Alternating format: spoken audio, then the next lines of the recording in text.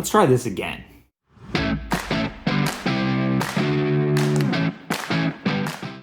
Welcome to Tattoo Tabletop. My name is James, and today we are going over my list for the next GT, aka my first 4th edition GT. I played many GTs in 3rd edition, but this is my first 4th edition GT that I'm playing this weekend, and here's the list I'm bringing.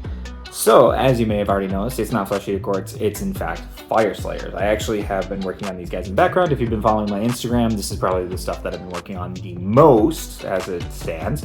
However, I finally gotten a few games with them, and I gotta say, I really enjoy their play style. Their use of the runes to specifically target and utilize certain abilities for the rest of the turn or for the rest of the battle round has been fun. It's been a really engaging mechanic, and I really like the stat lines. The Fyreslayers can absolutely punch hard. They can also sometimes be tanky while still being, half-naked dwarf men who run around, and they finally got a ward. We got a ward. So there is some things that do tie into Death, in the fact that they play like Death, and the fact that they all have a ward at least of some kind, but it's been a lot of fun to figure out their playstyle. Now, this list specifically, as you see in front of you, is very different. It's very goofy in the fact that I have 5 drops. I have all 5 drops. So I have my General's Regiment, 1, 2, 3, 4. I got multiple drops, because here's the thing with Fyreslayers, you are not dropping first, unless you are committed to a very small amount of heroes, and your heroes are your buffs. There are a lot of your biggest hitters, there's a lot of your biggest buffs. So let's go through the list together so that I can kind of explain where my crazy head is at. So number 1, the General is going to be the Auric Rune Father on Magma Draw, because he's a great tech piece. He hits like a truck, he's pretty durable, and he's got some incredible abilities that are going to make the units a lot more efficient in terms of adding attacks to them through the once per battle ability that he has attached to him. But also, I gave him the Ashbeard trait. So he is actually a priest. He is another one of my priests, because I have also realized that priests and praying in Fyreslayers is huge. Getting those invocations, getting their buffs, they have a lot of really good prayers that actually really work well with the army. And so I want to put that on the big guy himself, because he is going to be a huge tech piece. The only other unit in my General's Regiment is this. Is a happy little Grimwrath Berserker. Now, obviously, I've still got to paint him. That's a whole other thing, but we've got a couple days to do that. So why do I just have the 2 in the General's Regiment? Because I have noticed already that there's a lot of people bringing specifically the +1 to hit and +1 to wound against your General's Regiment, against your General's entourage. By having those bigger blocks, it makes it, this is reducing the ability to get the +1 to hit to +1 to wound. So the only things that people, if they decide to take that, are going to get is +1 to hit and +1 to wound on him, and +1 to hit and +1 to wound on him, which is not going to be, I would like to hope is going to dissuade them from doing that. They might even just pick something like anti-infantry. Obviously, I have a whole lot of anti-infantry here that could change that drastically. So that is one regiment. But let's just go through some of the other units, because at that point, your regiments are really just an organization of who you're going to drop, when you can drop them, reasons why. So I do have another Grimwrath Berserker. Now that's for another specific reason, is because they both have the fight twice, and then, their second time they strike last. That's their once per battle for each one of them. But I gave one of them, I'll probably just point to the painted one specifically for this, I gave them the Dropped, because I want them to be able to add 3 to their attack's characteristics for the rest of the turn.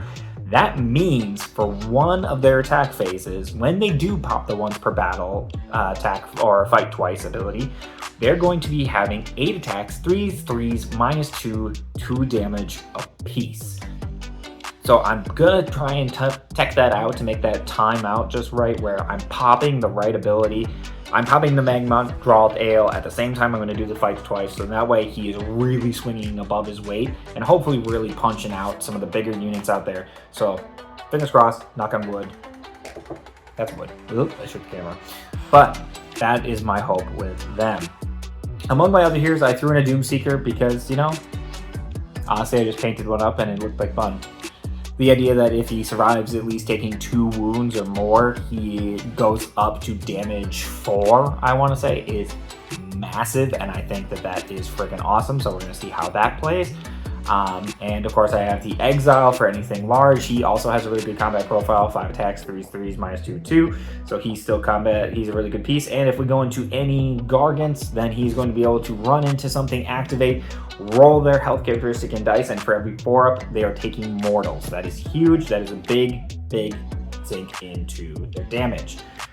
So hopefully that actually does a decent amount of damage as well. Unfortunately, it is a combat ability, so it is choosing to do that ability instead of fighting. As I understand it, someone correct me in the comments if I'm wrong, but that's the way I've read it. So, but he's still a good piece to have for that. Rune Master.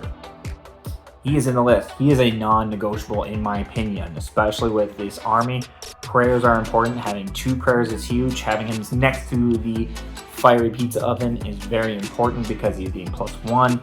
I lucked out in my last game. He was praying 5s and 6s everywhere. At one point, he had about 14 prayer points stacked up, which allowed me to just immediately pop out my Magmatic Invocations. I popped out 2, just easy, just 1, 2, done. Like barely, didn't even really need to roll for it, really. Well, you do because you have to, you get the 1, you -3. But so there's one other character in here. You see Grumbrindle. He's just a stand-in. I'm actually running an Auric Runefather on foot as well. Now, the reason I'm running him is for a lot of his techs. So specifically, Holy Within 6, he gives a retinue unit +1 to hit, but more than that, he gives a unit 4-up ward. So this guy is gonna go with these guys. I've got a 20 block of Volkite Berserkers with Sling Shields, so because that way they actually have the 5-up save. So it's not the greatest, but it is a save, all at defense to give them a 4. That means we're at least rolling something on -2 rend at the bare minimum.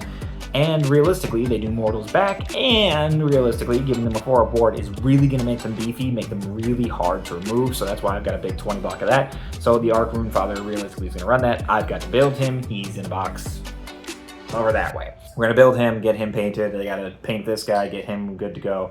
And then I've, of course, got to finish. I've got a 10 block of Hearthguard Berserkers. This is just a way to give some of my other heroes a 5-up ward with them being nearby, and also some decent damage. They do have the -1, 2 damage piece, 3s. They hit well. They are very fragile. They are actually, in my opinion, more fragile than the Volkite Berserkers. There's just something about them that just, like, they have a 6-up save base. Like, that's it. That's so rough for this army to just have a 6-up. That's why I only got the 10 block of Volkite Berserkers here. Is they're still going to be efficient in the fact that if they charge something, they're going to do some decent damage. Same thing with the Broadexes. But if they get touched, if the Broadexes get picked first and they get fought against first, they are going to start dropping, and they're going to start dropping really, really quickly. But they do hand out the 5-up aura, so as long as I can keep them near another hero, I'm thinking that can help. Now, obviously I went through all the units, but that doesn't explain what am I taking as my formation. This is why this list is goofy. I'm bringing the Lords of the Lodge, which means that every single one of my Fyreslayers heroes, Footsloggers, I believe is just the case, their control score goes up 3 points. So every single one of them on the foot there is usually control score 2, so each one of them is going up to control score 5. So 5, 5, 5, 5, 5, 5, 5. Which means, more often than not, and this is what I'm going to test out because I realistically do need to test this list, and it's getting tested at a GT, you know, the fun way to test things. I'm a really bad Age of Sigmar player. Anyway, so with each one of them, they're going to be running with each other. Now, specifically, one of the units that's in here is kind of a weird, funky little piece. The reason I have the 2 Berserkers and I have some of these other units is because of the fact that I have an Auric Flamekeeper. Now, Auric Flamekeeper specifically is only really benefiting the army when it's rolling underneath the amount of units that have died. So specifically, if I lose 2 units, it's got to roll a 1 or a 2. I think it's actually might even just have to roll a 1. You're hoping, or no, equal or less. So 1 or 2. So the more units you lose, the more likely you are to get off your ability, but the less likely it's going to really be helpful. It's a very weird mechanic to use, which is why I have so many foot heroes, is in the event that my foot heroes start going down, if I lose these 3 heroes right here, then I'm looking for 1, 2, 3 to hopefully, maybe I can boost these guys up to damage 3, maybe I can boost these guys up to damage 2, so on and so forth, because you can add an extra damage, you can add a 5-up ward, you can add, I think there's a +1 rend, I'm not 100% sure, I can't remember, it's not in front of me right now, but This is going to be a weird tech piece, and at the bare minimum, at least for me, he's going to be another 5 control score. So if I'm throwing these guys onto something and they have the Rune Father with them, that's the 4-up ward. They're sitting on objective. They're going nowhere. This guy's going over toe touching this one. This guy's going over toe touching this one. So the goal is to be objective control just by having the heroes. Even if my opponent has like a full 10 block unit on an objective, fights one of my characters, my character lives. My character is more than likely going to take out a decent amount of their models, depending on what it is. These guys, this is -2. Like, these guys are both -2. They're going to carve through some stuff, and they should be able to kill enough of the number, hopefully, fingers crossed, knock on wood again. That was me knocking on the cabinet.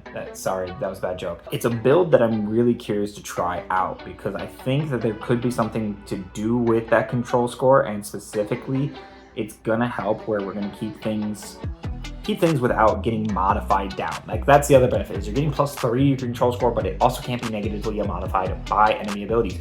So even if there's someone that's throwing something out there that is trying to lower these guys' control score, they're going to resist it, so they're going to maintain the control. And on top of that, we can pray the firewall here, the runic wall, into minusing their control score. So we can modify theirs down while ours is up and can't be modified down. So that's the hope, that's the thought.